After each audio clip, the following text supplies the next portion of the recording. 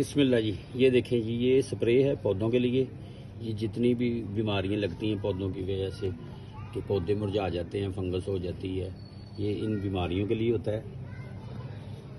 1.5 litre की मैंने बोतल ले ली है और ये 1.5 लीटर की बोतल में ये हम डालेंगे सिर्फ 2 ढक्कन।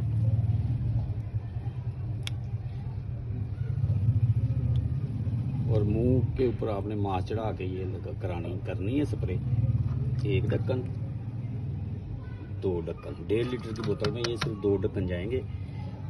इसको हम अच्छी तरह बंद कर देते हैं जी। बिस्मिल्लाह जी। अच्छा, ये देखें, ये शावर की मदद से हमने इसको बंद कर लेना है और 2-3 बार इसको हिला लेना है। अब शुरू करते हैं। शाम का टाइम है, शाम के टाइम ही करनी है और पौधों को अच्छी तरह पानी पहले दे देना। बिस्मिल्लाह। ये